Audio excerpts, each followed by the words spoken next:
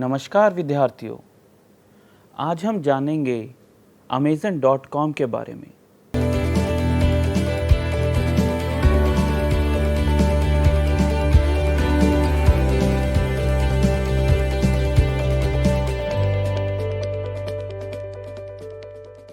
समझिए कि हम Amazon.in की केस स्टडी के बारे में सब कुछ जानेंगे।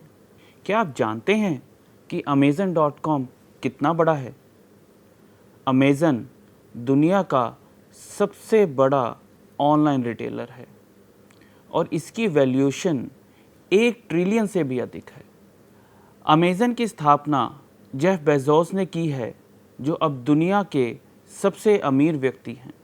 तो चलिए शुरू करते हैं दुनिया की सबसे बड़ी ऑनलाइन रिटेल कंपनी यानी कि Amazon की केस स्टडी। आइए एक नज़र डालते हैं कि आप इस वीडियो के अंत में क्या-क्या सीखेंगे। आप सीखेंगे Amazon कंपनी का अवलोकन, Amazon की शुरुआत कैसे हुई, Amazon का बिजनेस मॉडल क्या है, Amazon कितना कमाता है, Amazon के डिजिटल लिंक क्या हैं, Amazon का स्वॉट विश्लेषण और Amazon का फ्यूचर प्लान और आने वाला भविष्य। Amazon केस स्टडी कंपनी का अवलोकन। Amazon एक ग्लोबल ई कॉमर्स जॉइंट है।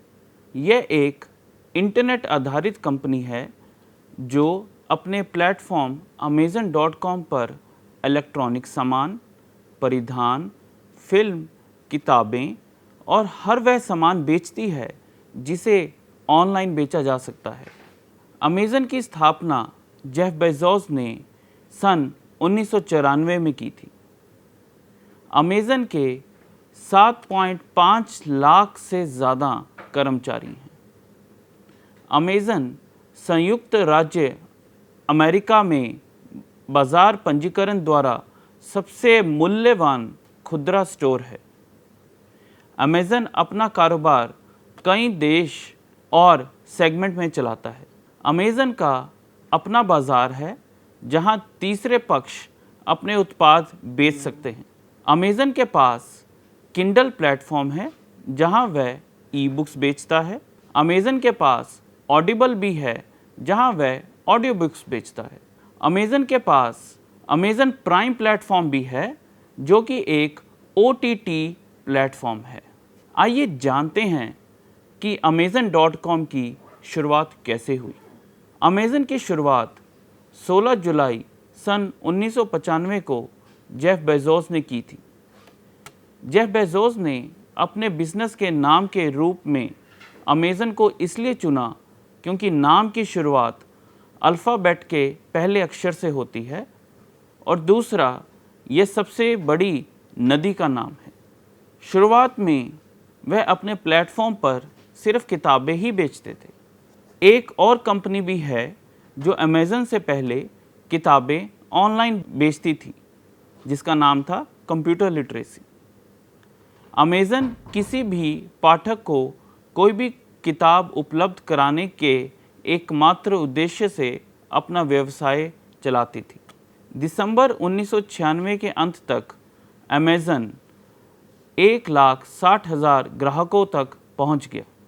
इस ग्राहक तक तेज़ी से पहुंचने का कारण यह था कि उनकी साइट उपयोगकर्ता के अनुकूल थी और उपयोगकर्ता को अपनी ईमानदार समीक्षा जोड़ने के लिए प्रोत्साहित करती थी। Amazon ने 1996 में $15.7 मिलियन और 1997 में $148 मिलियन का उत्पादन किया। अपने व्यवसाय को बहुत अधिक वृद्धि के साथ बढ़ाने के लिए Amazon ने अपना IPO लॉन्च किया और $54 मिलियन जुटाए, नैस्डैक पर अपने स्टॉक को सूचीबद्ध किया। 1998 में Amazon ने अपने प्लेटफॉर्म पर CD बेचना शुरू किया और बाद में उन्होंने वीडियो जोड़े। कंपनी अन्य क्षेत्रों में अपने कारोबार को तेज़ी से विस्तार कर रही है। कंपनी ने उसी वर्ष यूनाइटेड किंगडम और जर्मनी में अंतर्राष्ट्रीय पुस्तक विक्रेताओं को प्राप्त करते अपनी अंतर्राष्ट्रीय पुस्तकों की बिक्री भी शुरू की। वर्ष 1999 तक अमेज़न ने उपभोक्ता इलेक्ट्रॉनिक्स, वीडियो गेम्स, सॉफ्टवेयर्स, गृह सुधार आइटम और बहुत कुछ बेचना शुरू कर दिया। उस समय की सबसे बड़ी बात यह थी कि अमेज़न अपने पिछले खरीद इतिहास के आधार पर व्यक्तिगत उत्पाद अनुशंसाएं प्रदान करता है। अमेज़न अपने उपभोक्ताओं को समीक्षा पोस्ट करने के लिए भी प्रोत्साहित करता है, जो अन्य ग्राहकों को उसी उत्पाद खोजने में मदद करता है। इस प्रकार की सभी गतिविधियों ने ग्राहकों का विश्वास जीता और अमेज़न ने एक वफादार ग्राहक आधार बनाया। 2002 में अमेज़न ने अमेज़न वेब सर्विस को लॉन्च किया और एक इंटरनेट टेक्नोलॉजी कंपनी भी बन गई। कंपनी छोटे व्यवसायों को उसी वर्ष अमेज़न के माध्यम से अपने उत्पादों को बेचने में सक्षम बनाया और 2006 तक अमेज़न ने अमेज़न सेवाओं द्वारा पूर्ति शुरू की, जो व्यवसाय की सूची का प्रबंध करती है। कीवा सिस्टम को अब अमेज़न रोबोटिक्स के रूप में जाना जाता है, जिसने अमेज़न को इन्वेंट्री पूर्ति कर्तव्यों में मदद की। अमेज़न लगातार अपने व्यवसायों को बढ़ाता है और अपने व्यवसाय में विविधता लाने के लिए कई अन्य कंपनियों का अधिग्रहण करता है। अमेज़न ने प्रतिस्पर्धा को कम करने और अपने व्यवसाय का विस्तार करने के लिए Zappos.com जैसे कुछ कंपनियों का भी अधिग्रहण किया। 2007 में अमेज़न ने अमेज़न किंडल लॉन्च किया, जो कई किताबें बेचता है। अमेज़न ने भारत में अपना कारोबार 2013 में शुरू किया था। आइए अब जानते हैं अमेज़न का ई-कॉमर्स का बिजनेस मॉडल। अब तक आपने सुना होगा कि अमेज़न एक बड़ी सफल कंपनी है। अब मैं आपको बताऊंगा कि अमेज़न का कौन सा बिजनेस मॉडल है जिसने उसे इतना सफल बनाया। अमेज़न एक ऑनलाइन मार्केटप्लेस है, जहां बहुत सारे लोग आते हैं और उत्पाद खरीदते हैं और सोचते हैं कि सभी उत्पाद अमेज़न पर हैं। अमेज़न एक ऐसा बाज़ार है जहां विक्रेता अपने व्यवसायों को पंजीकृत कर सकते हैं और अपने उत्पाद बेच सकते हैं। अमेज़न अपने प्लेटफॉर्म का उपयोग करने के लिए इन खुदरा विक्रेताओं से कुछ कमीशन लेता है। अमेज़न एक तैयार मंच प्रदान करता है जहां एक व्यापारी अपने उत्पादों को आसानी से बेच सकता है। अमेज़न शिपिंग सेवाएं भी प्रदान करता है। इसके प्लेटफॉर्म पर व्यापारियों के पास शिपिंग के लिए दो विकल्प हैं। एक अमेज़न ईजी शिप, जो अमेज़न की एक लॉजिस्टिक सेवा है, और दूसरा सेल्फ शिप भी है। यदि मर्चेंट अमेज़न ईजी शिप का उपयोग करता है तो उसे इसके लिए शिप करने के लिए भुगतान करना होगा, जो वह अपने ग्राहक से चार्ज करेगा। अमेज़न ने अपनी विज्ञापन सेवाओं से भी राजस्व अर्जित किया, जिसमें व्यापारी अपने उत्पादों और इस बाज़ार पर प्रदर्शित कर सकता है। अमेज़न एक सब्सक्रिप्शन मॉडल का भी उपयोग करता है, जिसमें वह अमेज़न प्राइम सब्सक्रिप्शन बेचता है, जो उपभोक्ताओं को मुफ्त शिपिंग, इसके अमेज़न प्राइम वीडियो या अमेज़न प्राइम म्यूज़िक तक पहुंच प्रदान करता है। तो चलिए अमेज़न के बिजनेस मॉडल के बारे में गहराई से जानते हैं। पहला, अमेज़न मार्केटप्लेस। अमेज़न मार्केटप्लेस इसका प्राथमिक व्यवसाय मॉडल है और अमेज़न इसके अधिकांश राजस्व अर्जित कर चुका है। इस मार्केटप्लेस में मर्चेंट इस प्लेटफॉर्म पर ग्राहकों को डायरेक्ट करने के लिए अपना सामान बेच सकते हैं। अमेज़न व्यापारियों से प्रति लेन देन के आधार पर अपने प्लेटफॉर्म का उपयोग करने के लिए कुछ कमीशन लेता है। अमेज़न अपने व्यापारियों को 2 शिपिंग विकल्प प्रदान करता है, एक अमेज़न ईजी शिप और दूसरा स्वयं शिपमेंट करता है। अमेज़न ईजी शिप के लिए अमेज़न कुछ शुल्क लेता है। अमेज़न भी अमेज़न द्वारा पूर्ति पेशकश करता है, जिसमें उपयोगकर्ता अपने सामान को अमेज़न के गोडाउन में स्टॉक कर सकता है। जब भी ऑर्डर आएगा, अमेज़न उनके ऑर्डर को शिप कर देगा। दूसरा, अमेज़न प्राइम सब्सक्रिप्शन। अमेज़न का अन्य राजस्व मॉडल अमेज़न प्राइम सदस्यता है, जो अमेज़न का आवर्ती व्यवसाय मॉडल है। अमेज़न प्राइम सब्सक्रिप्शन में अमेज़न ग्राहक को मुफ्त डिलीवरी देता है और अपने अमेज़न प्राइम वीडियो प्लेटफॉर्म तक पहुंच प्रदान करता है, जहां उपयोगकर्ता वेब श्रृंखला और फिल्म देख सकते हैं और अमेज़न म्यूज़िक भी सुन सकते हैं, जहां उपयोगकर्ता ऑडियो ट्रैक सुनते रहते हैं। तीसरा, अमेज़न किंडल। अमेज़न किंडल एक ऑनलाइन बुक स्टोर है जहां अमेज़न ई बुक्स बेचा जाता है। अमेज़न भी एक प्रकार का बाज़ार है जहां पुस्तक प्रकाशन अपने ई पुस्तक प्रकाशित कर सकते हैं और अमेज़न प्रकाशक से कुछ कमीशन लेता है। अमेज़न किंडल के लिए सब्सक्रिप्शन भी बेचा जाता है। चौथा, ऑडिबल। ऑडिबल ऑडियो पुस्तकों का एक ऑनलाइन स्टोर है जहां लोग पुस्तकों, पत्रिकाओं, समाचार पत्रों की ऑडियो पुस्तक सुन सकते हैं। अमेज़न ऑडिबल को ऑडियो बुक और सब्सक्रिप्शन भी बेचता है। पांचवा, Amazon gaming. Amazon gaming studio Amazon का सहायक कंपनी है जो अपने गेम या तीसरे पक्ष के गेम बेचती है। छठा, अमेज़न पेटेंट। अमेज़न के पास कई पेटेंट भी हैं जिनका उपयोग कई कंपनियां करती हैं। इन पेटेंट से अमेज़न को रॉयल्टी मिलती है। अमेज़न के पास 1273 पेटेंट हैं। सातवां, अमेज़न वेब सेवाएं। अमेज़न वेब सेवाओं को AWS के रूप में भी जाना जाता है। एक विश्व स्तरीय IT इंफ्रास्ट्रक्चर कंपनी है जो कई प्रसिद्ध कंपनियों को अपनी सेवा प्रदान करती है। उनमें से एक है नेटफ्लिक्स। अमेज़न कई अन्य छोटी कंपनियों का मालिक भी है और उसके पास अलग अलग व्यवसाय मॉडल हैं, अमेज़न ऐप स्टोर और Zappos.com इत्यादि। आइए जानते हैं अब बिजनेस मॉडल के बाद कि अमेज़न कितना कमाता है।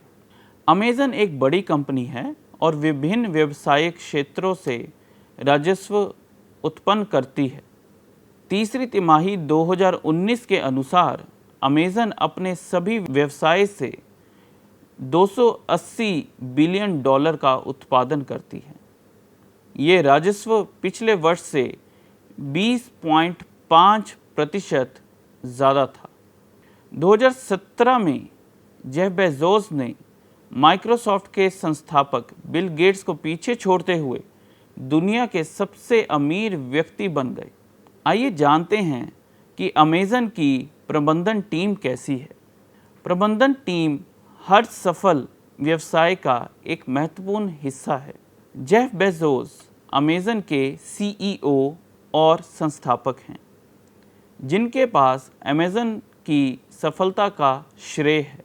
उनके सफल उद्यम ने उन्हें दुनिया का सबसे अमीर व्यक्ति बना दिया। जेफ बेजोस का जन्म 12 जनवरी 1964 को न्यू मैक्सिको में हुआ था। उन्होंने प्रिंसटन यूनिवर्सिटी से कंप्यूटर साइंस और इलेक्ट्रॉनिक इंजीनियरिंग की पढ़ाई की। प्रिंसटन यूनिवर्सिटी से स्नातक होने के बाद उन्होंने निवेश के बारे में जानकारी हासिल की। जेफ बेजोस ने 1994 में एक ऑनलाइन बुक स्टोर खोलने के लिए अपनी नौकरी भी छोड़ दी। जेफ बेजोस ने देखा कि इंटरनेट में बहुत संभावनाएं हैं और ऑनलाइन बुक स्टोर बाज़ार उपयुक्त है। उन्होंने दक्षिण अमेरिका नदी पर आधारित Amazon.com उद्यम करने के लिए नियमित किया। जेफ बेजोस ने अपना ऑनलाइन स्टोर बनाने के लिए कई महीने तक काम किया और इसे बनाने के लिए उन्हें 300 लोग को अपनी वेबसाइट का प्रशिक्षण करने के लिए कहा। अमेज़न को अपने वर्ष में बिना किसी प्रेस प्रचार के बड़ी सफलता मिल गई। हम पहले ही अमेज़न की कहानी पर चर्चा कर चुके हैं, पर जेफ बेजोस का उद्यम दुनिया की दूसरी कंपनी बन गई हैं जिन्हें वैल्यूएशन $1 ट्रिलियन के पार ले जा चुका है। जेफ बेजोस ने IMDb, Amazon, ब्लू ओरिजिन और वॉशिंगटन पोस्ट जैसी कई अन्य सफल कंपनियों की भी स्थापना की है। आइए अब जानते हैं Amazon.com का हिंदुस्तान का सफ़र, यानी कि Amazon.in का केस स्टडी। Amazon ने अपने अस्तित्व के 17 साल बाद 2012 में भारत में अपना मार्केट प्लेस लॉन्च किया। भारत की दुनिया में तीसरी सबसे बड़ी अर्थव्यवस्था है और एक उभरता हुआ ई-कॉमर्स उद्योग है। इस प्रकार भारत Amazon को एक महान अवसर प्रदान करता है। भारत एक मूल्य संवेदनशील बाजार है और इस प्रकार कंपनियों के लिए भारत में लाभदायक बनना मुश्किल हो जाता है। इसलिए Amazon भारत में कुछ समय तक घाटे में चलता रहा। जब Amazon ने भारत में अपना व्यवसाय शुरू किया तो भारत में ऑनलाइन खरीदारी करने वाले कम लोग थे, लेकिन जियो क्रांति के बाद अब बहुत सारे इंटरनेट उपयोगकर्ता हैं और ऑनलाइन खरीदारी करते हैं। Amazon के भारत में 150 मिलियन पंजीकृत ग्राहक हैं और 100 मिलियन ग्राहक हैं जिन्हें Amazon के साथ लेन देन किया है। Amazon का मार्जिन कम है, लेकिन बिक्री की मात्रा बहुत अधिक है। हम उम्मीद करते हैं कि जल्द ही Amazon भारत में और लाभदायक हो जाएगा। भारतीयों द्वारा उत्पादित सामानों की कोई कमी नहीं है, लेकिन देश में ज़्यादातर विक्रेता छोटे हैं। 3 साल पहले अपेक्षाकृत कुछ खुदरा विक्रेताओं ने अपने उत्पादों को ऑनलाइन नहीं बेचा, क्योंकि उनका मानना था कि ई-कॉमर्स बहुत जटिल है और समय लेने वाला है और भारत की नकद अर्थव्यवस्था ने ऑनलाइन लेन देन की सुविधा नहीं थी। इन चुनौतियों का जवाब देने के लिए 2013 में अपनी भारतीय वेबसाइट लॉन्च करने के बाद Amazon ने आपूर्तिकर्ताओं की एक सेना की भर्ती के लिए एक कार्यक्रम विकसित किया और उन्हें विश्वास दिलाया कि यह एक भरोसेमंद भागीदार है और उन्हें अपने उत्पादों के लिए बाज़ार बढ़ाने में मदद कर सकता है। Amazon ने Amazon चाय कार्ट नामक एक कार्यक्रम चलाया। मोबाइल चाय गाड़ियाँ जो शहर की सड़कों पर नेविगेट करती थी, छोटे व्यवसाय मालिकों को ई-कॉमर्स के गुण सिखाते हुए जलपान परोसित करती थी। चाय कार्ट टीम ने कथित तौर पर 31 शहरों में 9400 मील से अधिक की यात्रा और 10,000 से अधिक विक्रेताओं के साथ काम किया। इन विक्रेताओं को तेज़ी से ऑनलाइन होने और ई-कॉमर्स पर उनकी आपत्तियों को दूर करने में मदद करने के लिए पिछले साल अमेज़न ने अमेज़न तत्काल बनाया, एक स्ववर्णित स्टूडियो ऑन व्हील्स जो लॉन्च सेवाओं का एक सूट प्रदान करता है, जैसे पंजीकरण, इमेजिंग, कैटलॉगिंग और बिक्री प्रशिक्षण। लेकिन अमेज़न को भी डिलीवरी और पूर्ति को अनुकूलित करना पड़ा। यूएस में अमेज़न एक केंद्रीकृत शॉपिंग प्लेटफॉर्म का उपयोग करता है, जिसे वह अमेज़न FBA द्वारा फुलफिलमेंट करता है, जो उसके द्वारा बेचे जाने वाले उत्पादों को संग्रहित और वितरित करता है। विक्रेता अपने माल को अमेज़न के पूर्ति केंद्र में भेजते हैं और निगम को अपने माल को स्टोर करने, लेने, पैक करने और शिप करने के लिए शुल्क का भुगतान करते हैं। अमेज़न ने भारत में भी FBA लागू किया और अब तक लगभग 2 दर्जन गोदामों का निर्माण किया है, जो तेलंगाना के कोथूर में सबसे बड़ा गोदाम है। कंपनी ने इजी शिप और सेलर फ्लेक्स पेश करके भारत में अपने फुलफिलमेंट प्लेटफॉर्म को भी स्थानीयकृत किया। पूर्व के साथ अमेज़न कोरियर विक्रेता के व्यवसाय के स्थान से पैकेज सामान उठाते हैं और उन्हें उपभोक्ताओं तक पहुंचाते हैं। उत्तराधिक के साथ विक्रेता Amazon.in पर बेचे जाने वाले उत्पादों के लिए अपने स्वयं के गोदामों के एक हिस्से को नियमित करते हैं और अमेज़न डिलीवरी रसद का समन्वय करते हैं। यह पड़ोस दृष्टिकोण विक्रेताओं के लिए सुविधाजनक है और इनसे कुछ उत्पादों की डिलीवरी में तेज़ी लाकर अमेज़न का लाभान्वित किया जाता है। अमेज़न का देश में कई प्रमुख डिलीवरी सेवाओं के साथ अनुबंध है, जिसमें इंडिया पोस्ट और कार्गो एयरलाइंस ब्लू डार्ट शामिल हैं। पिछले साल इसने डिलीवरी बढ़ाने के लिए एक सहायक Amazon transportation service private limited की स्थापना की और यह शहरी और ग्रामीण दोनों समुदायों में अंतिम छोर तक डिलीवरी के लिए साइकिल और मोटर बाइक कोरियर का उपयोग करते हैं। लेकिन ग्रामीण क्षेत्र, जो अक्सर सचमुच पिटे हुए रास्ते से दूर होते हैं, विशेष चुनौतियों का सामना करते हैं। भारत उदारतापूर्वक छोटी दुकानों से भरा हुआ है। उसमें से 14 मिलियन से अधिक विशाल बहुमत सिर्फ 600 वर्ग फुट में सिमटी हुई दुकानें हैं। ये तथाकथित मॉम एंड पॉप स्टोर आमतौर पर उच्च कीमतों और सीमित इन्वेंट्री की सुविधा देते हैं, लेकिन कई ग्रामीण समुदायों में वे शहर में एकमात्र खेल हैं। इन सुविधा स्टोर मालिकों की सुरक्षा के लिए सरकार ने FDI प्रतिबंधों को आंशिक रूप से डिज़ाइन किया गया है। जब Amazon.in की शुरुआत हुई तो कई भारतीयों को ऑनलाइन होने का डर था, वह उन्हें व्यवसाय से बाहर कर देंगे।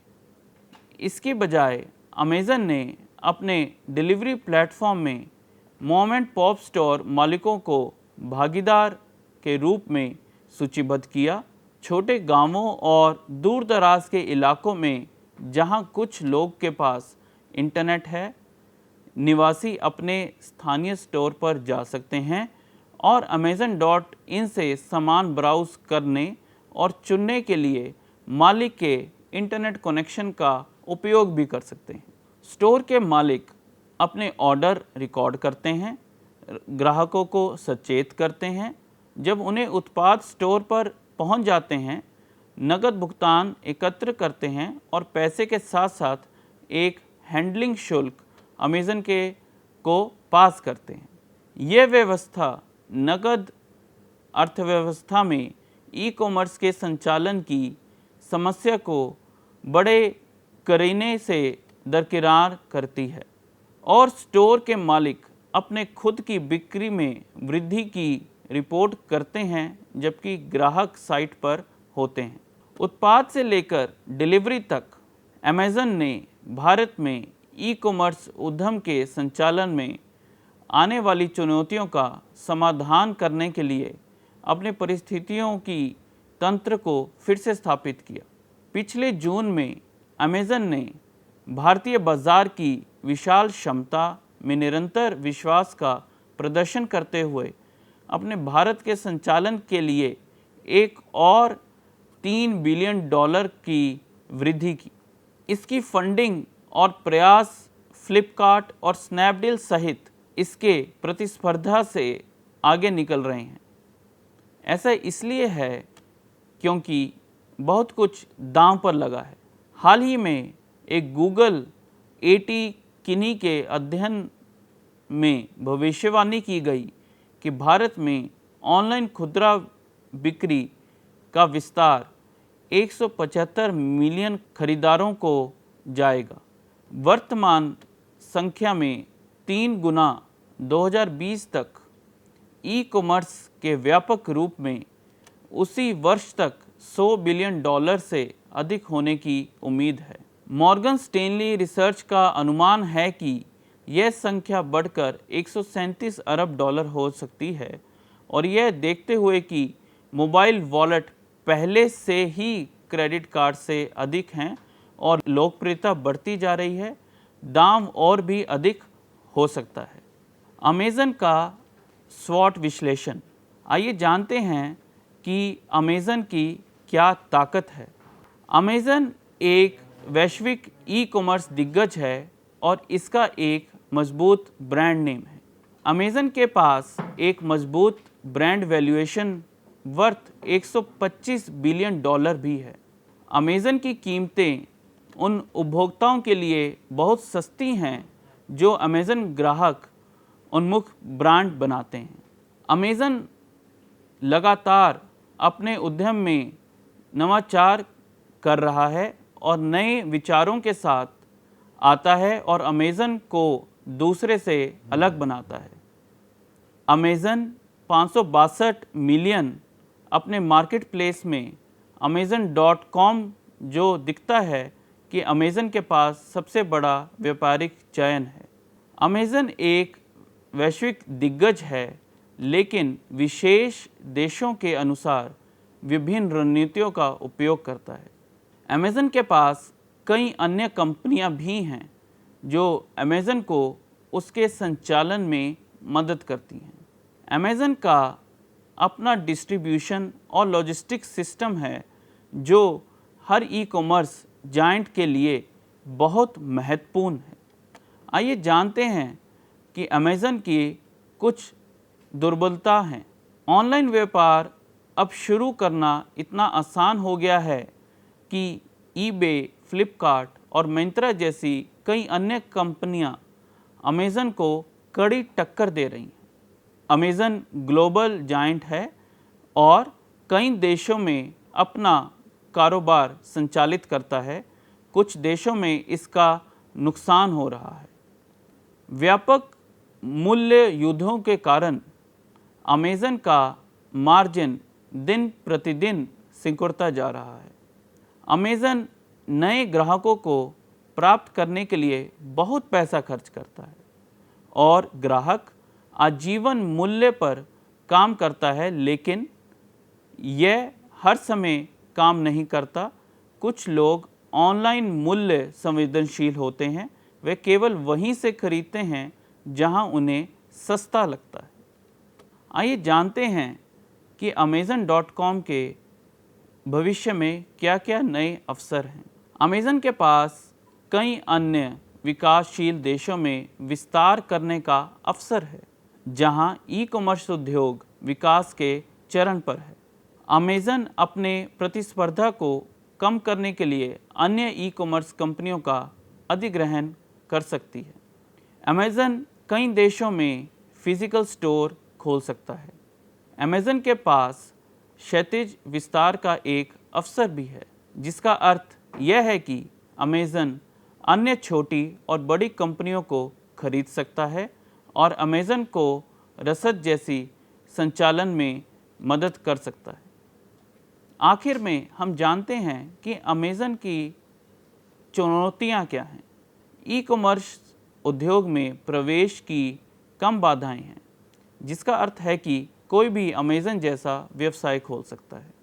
अमेज़न को मल्टी ब्रांड ई-कॉमर्स अनुपालन से संबंधित विकासशील देशों में कई सरकारी नियमों का सामना करना पड़ सकता है। अमेज़न को जिस अन्य खतरे का सामना करना पड़ता है वह है भारत जैसे देशों में प्रतिस्पर्धा का। कुछ स्थानीय खिलाड़ी फ्लिपकार्ट, माइंत्रा इत्यादि कड़ी प्रतिस्पर्धा में खड़े हैं। अब जानते हैं कि अमेज़न अपनी मार्केटिंग कैसे करता है। अमेज़न की मार्केटिंग रणनीतियाँ। अमेज़न एक बड़ा ई-कॉमर्स ब्रांड है। इसे बाज़ार में सर्वश्रेष्ठ बनाने के लिए हमेशा एक बेंचमार्क स्थापित करना पड़ता है। आइए कुछ मार्केटिंग रणनीतियों पर चर्चा करते हैं जो यह अपनी सेवाओं के वितरण के लिए उपयोग करती हैं। उत्पाद की विस्तृत श्रृंखला। इसकी वेबसाइट पर उत्पादों की एक विस्तृत श्रृंखला है जिसे वह अपनी सूची में संग्रहित करता है।